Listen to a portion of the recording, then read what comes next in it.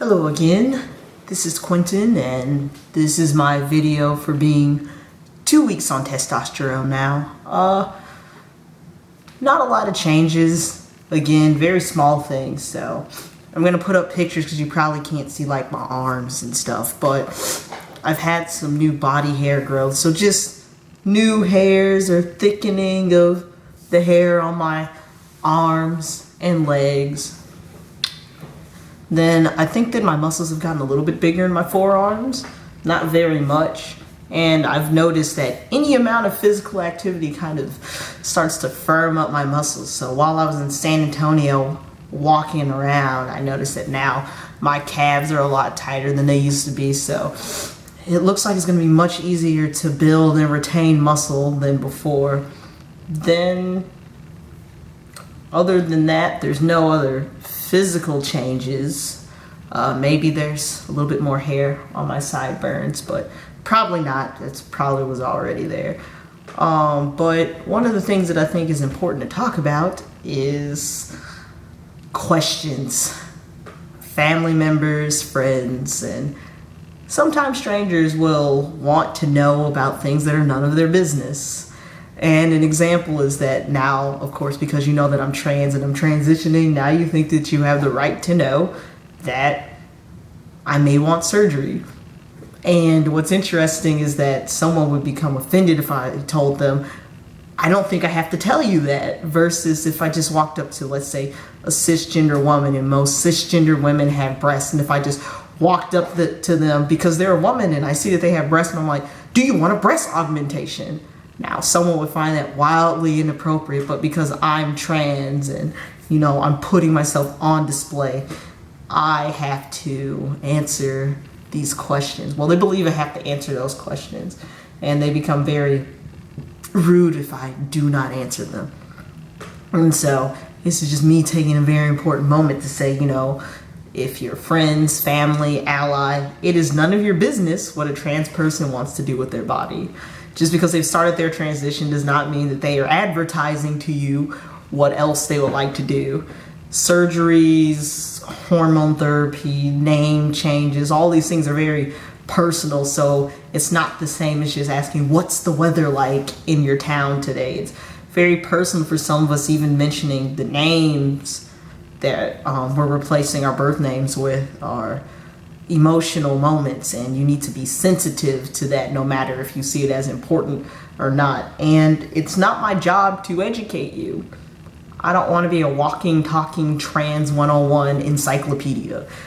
We live in an age of Google. You will look up how to stream things for free, how to steal movies, how to fix your computer, how to fix something on your car, but you can't Google simple terms that deal with trans people.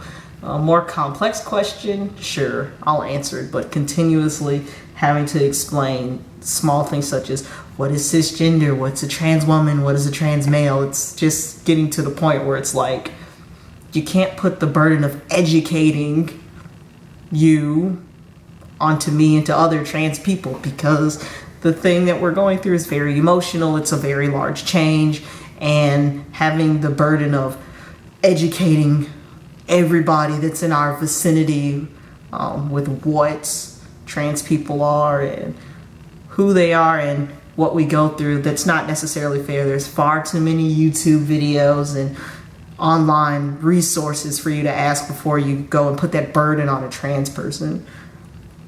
And then another thing is just goals. My goal is not for my whole life to be centered around me being a trans person. I would like one day for my concerns when I wake up to be, you know, how great are my grades? You know, have I done everything I needed to do as a person to develop more? And those are things I want to be concerned about. So even though I'm trans and I'm transitioning, I don't want every conversation to be surrounded by the fact that I'm trans and I'm transitioning. I have other experiences, other thoughts. There's intersectionality in all of our identities, so just because I'm trans doesn't mean that it takes up a predominant part of my time and existence. I'm also a person of color, a poet, a writer. In fact, Most people don't know that I finished recently a short story for a scholarship competition that I plan on expanding it to make it into a novel, because they're too busy trying to figure out what I'm going to do with my body now that I'm medically transitioning. Another thing that I have in mind for goals is just to pursue living as I should. And I think everyone should do that, but the reason that I specifically have taken an interest in this is that, trans or not, we make decisions daily that aren't our own. We do things that make us unhappy to satisfy someone else. And what I've learned over time is that it just erodes your personhood and you slowly die. And I don't want to die. If I wanted to die, I would do something fun, or wait until old age or a disease or something. I don't want to die from the burden of someone else's dream or journey. And that's one of the things I want to share with everyone, that this is a dream, this is a journey, this is my life, this is your life, and you should live it with your own personal philosophy and as you should. And so, another thing I hope to put into the channel is also some of my personal philosophies that I've come to understand, and to talk about some of my book ideas, because one of the books that I'm working on now actually has a lot of philosophy in it, and it's not just used to tell a story, it's used to, interact with the audience and to help them further themselves.